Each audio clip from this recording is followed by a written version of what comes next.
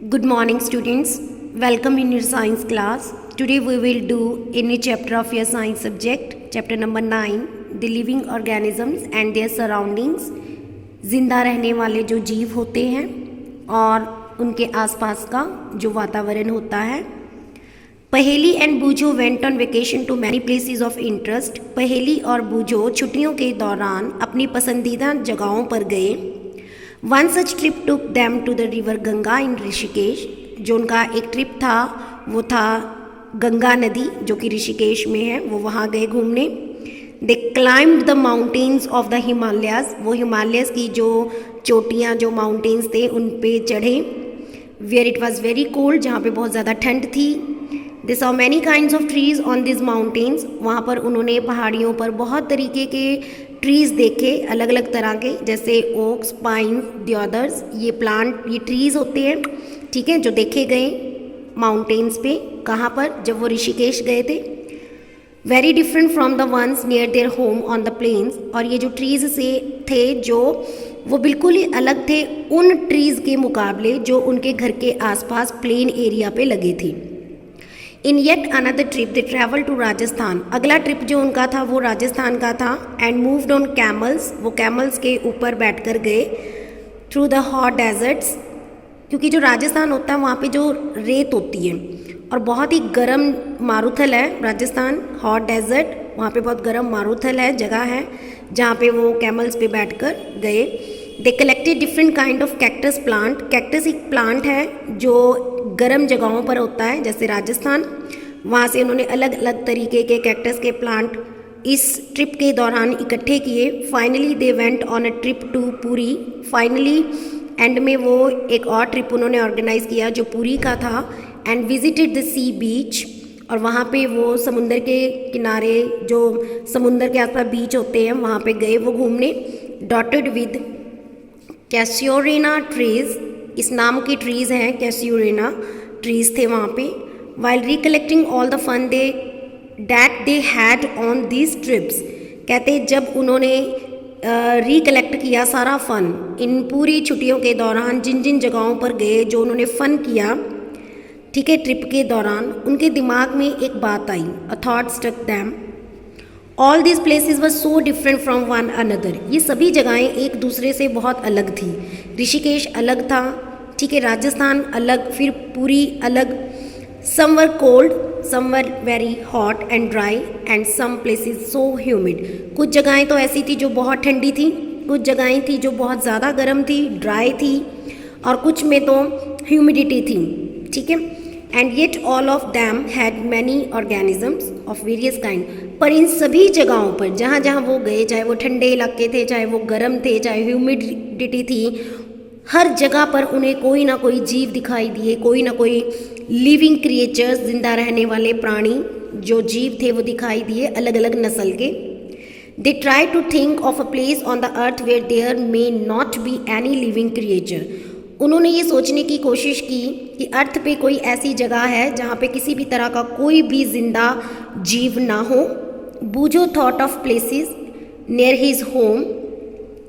बूझो ने सोचा अपने घर के आसपास कोई ऐसी जगह. इनसाइड द हाउस, घर के अंदर. He tried the cup boards. उसने कप बोर्ड होते हैं जो दीवार के साथ अलमीरा बनी होती है, कप बोर्ड्स होते हैं, उनमें उन्होंने कोशिश की कि यहाँ पर कोई जीव है या नहीं. He had thought that there may not be any living organism here. जो बूझो थे ना उन्होंने सोचा कि कप बोर्ड जो अलमीराज होती है बनी हुई दीवार के साथ, उनमें शायद ही कोई लिविंग ऑर्गेनिज्म हो, कोई भी जिंदा रहने वाला जीव जो है उसके अंदर शायद ही हो. But he found one tiny spider in the cup board. पर उस कप बोर्ड के अंदर उसने एक जिंदा छोटा सा स्पाइडर देखा, कीड़ा, ठीक है. आउटसाइड द होम टू, घर के बाहर भी. There did not seem to be any place he could think of that did not have any living creature. घर के इवन बाहर भी बूझो ने कोशिश की कि कोई ऐसी जगह हो जहाँ पर किसी तरह का कोई जीव ना हो, पर ऐसा नहीं हो सका. घर के बाहर भी बहुत तरह के लिविंग क्रिएचर्स थे ऑफ सम काइंड और सम अनदर, ठीक है. पहेली started thinking and reading about far away places. पहेली ने सोचना शुरू किया, पढ़ना शुरू किया, बहुत दूर की कई चीज़ें पढ़ी. She read that people have even found tiny living organism in the opening of volcanoes. तो उसने ये पढ़ा कि लोगों को छोटे छोटे जो जीव होते हैं ना, वो वल्केनोज के शुरुआत में ही मिल गए थे. 9.1 organism and the surrounding where they live. हम जीवों की बात करते हैं, जीव जो जिंदा रहने वाले होते हैं और उनके आसपास का वातावरण जहाँ पे वो रह रहे हैं. Another thought that occurred to Paheli and Bujo was about the kinds of living organisms that were present in different locations that they had visited. Paheli and Bujo ने थॉट किया, सोचा, किसके बारे में? अलग अलग तरह के लिविंग ऑर्गेनिज्म जो अलग अलग जगहों में प्रेजेंट थे जहाँ जहाँ वो घूमने गए थे. द डेजर्ट्स हैड कैमल्स, जो मारुथल थे जैसे राजस्थान, वहाँ पे कैमल्स थे, ऊँट.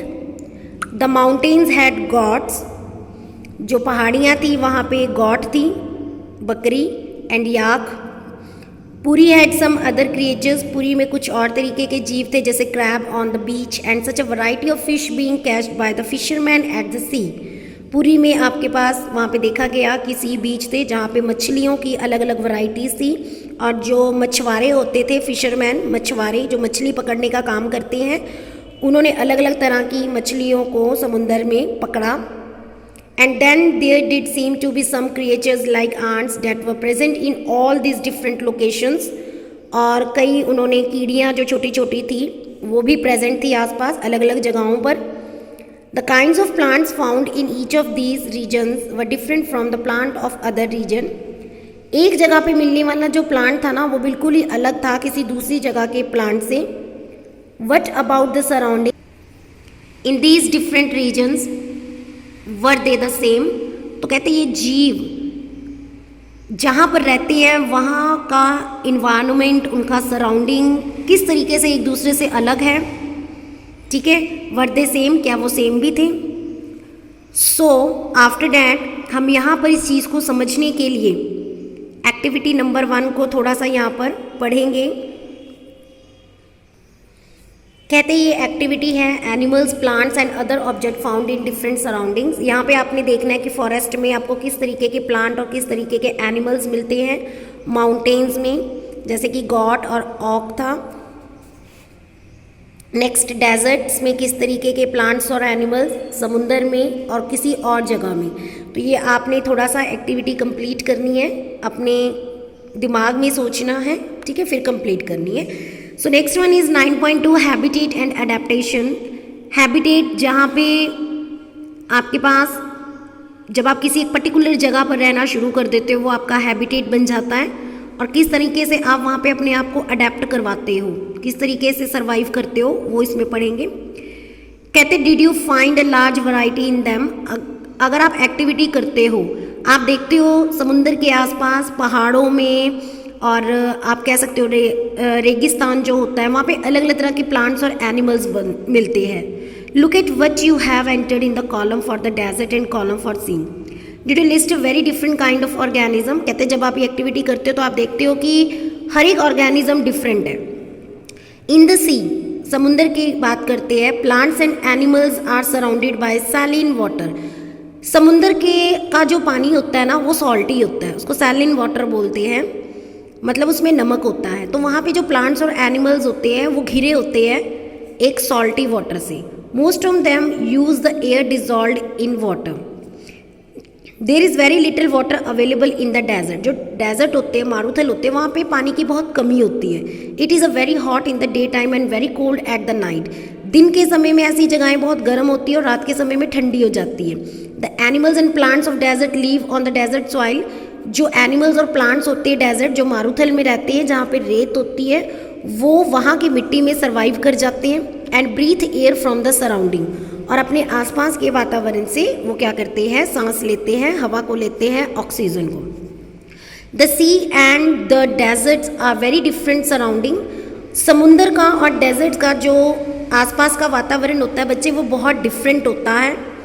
And we find a very different kind of plants and animals in two regions. ऐसी जगहों में जो मिलने वाले प्लांट्स और जो एनिमल्स होते हैं वो अलग अलग होते हैं. जैसे प्लांट की बात करें तो डेजर्ट में कैक्टस होता है, तो समुंदर के आसपास कैक्टस नहीं होगा, ठीक है। Let us look at 2 different kinds of organism from the desert and the sea, a camel and a fish. हाँ जी, तो जो डेजर्ट होता है वहाँ पे कौन सा एनिमल होता है, कैमल, ऊँट, और जो समुंदर होता है वहाँ पे क्या होती है, fish. The body structure of the camel help to survive in the desert condition. कहते जो ऊँट होता है जो रेगिस्तान में मिलता है वो रेगिस्तान में ईजिली सर्वाइव कर देता है। तो कहते कुछ कंडीशंस हैं जिसके द्वारा वो वहाँ पे आसानी से रह सकता है। Camels have long legs, camels की जो लेग्स होती है वो बहुत लंबी लंबी होती है ऊँट की। Which have to keep their bodies away from the heat of the sand. अब उसके लंबे पैर होने का मतलब क्या है कि जिसके कारण वो अपनी बॉडी को रेत की गर्माइश से दूर रखता है। दे excrete small amount of urine, अपनी बॉडी में से वो थोड़ी थोड़ी मात्रा में यूरिन निकालता है। देयर डग इज ड्राई, और जो भी एक्सक्रीटा होता है, वेस्ट मटेरियल अपनी बॉडी से निकालता है, वो बहुत सूखा हुआ होता है। एंड डू नॉट स्वेट, और उसको पसीना नहीं आता। Since camels loss very little water from their bodies, camel क्या करता है, उसकी बॉडी के अंदर जो पानी होता है ना वो उसको लॉस नहीं करता, क्योंकि एक तो वो गर्म जगह पे रहता है, ठीक है। तो उसकी बॉडी में से जो पानी होता है ना वो बहुत थोड़ी अमाउंट में निकलता है, वो उसको स्टोर करके रखता है। They can leave for many days without water, और वो पानी के बिना बहुत दिनों तक जिंदा रह सकता है। Let us look different kind of fish. अगर हम फिश की बात करते हैं, there are so many kinds of fish, but do you see that they all have something common. कहते फिश अलग अलग वैरायटी की होती है, पर उनमें एक सिमिलैरिटी है उनकी शेप की। All the one shown here have the streamlined shape. जो मछली होती है ना उसकी जो शेप होती है ना वो स्ट्रीम लाइंड होती है, मतलब जैसे एक बोट होती है। अभी आपने पिछला चैप्टर किया बॉडी मूवमेंट्स, उसमें आपने फिश के बारे में पढ़ा। जो फिश की बॉडी होती है वो स्ट्रीम लाइंड होती है like a boat. This shape help them to move inside water, और जो आपके पास फिश होती है उसकी यही शेप है जो उसको पानी के अंदर मूव करने में मदद करती है। Fish have slippery scales on their body, उनकी बॉडी के ऊपर स्लिपरी स्केल्स होती है, उनकी जो स्किन होती है वो बहुत ज़्यादा स्लिपरी होती है, जो फिश को प्रोटेक्ट करके रखती है और उसको आगे की तरफ मूव करने में मदद भी करती है। As you already learn in the chapter number 8 that fish have flat fins and tails that help them to change direction. उसके जो फिन्स होते हैं और जो टेल्स होती है वो उसको डायरेक्शन मूव करने में मदद करती है। And keep their body balance.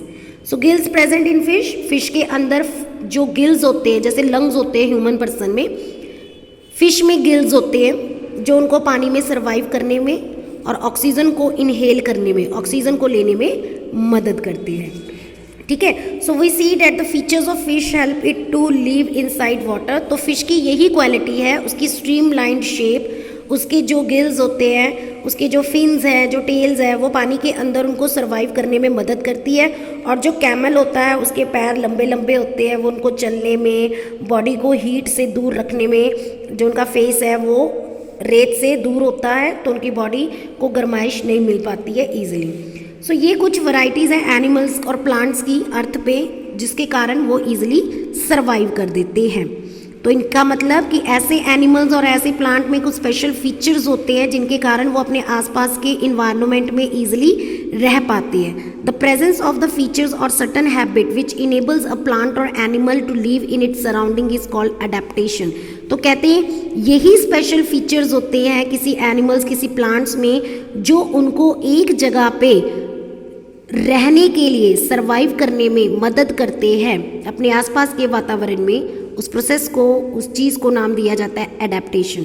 Different animals adapt to their surrounding in different ways. हर एक एनिमल्स का अडेप्टेशन जो है वो अलग अलग है। कोई किसी तरीके के वातावरण में रहता है, कोई किसी तरीके से, ठीक है। The surrounding where organism live called habitat, और ऐसा आसपास का सराउंडिंग जहाँ पे कोई ऑर्गेनिज्म रहता है उसको हैबिटेट कहते हैं। The organism depend for their food, water, air, shelter and other needs on their habitat. Habitat means a home. Habitat का मतलब क्या होता है? एक घर। Several kinds of plants and animals may share the same habitat. और कई तरह के प्लांट्स और एनिमल्स होते हैं जो एक जगह में इकट्ठे रहते हैं, उसको शेयर करते हैं, ठीक है बच्चे। तो ये हैबिटेट था जो आपने यहाँ तक अपना चैप्टर पढ़ना है। चैप्टर बहुत इंटरेस्टिंग है, हैबिटेट और अडेप्टेशन। इसको आप पढ़िए पेज नंबर 81 तक। नेक्स्ट क्लास में हम नेक्स्ट रीडिंग करेंगे इसी चैप्टर की। Thank you very much.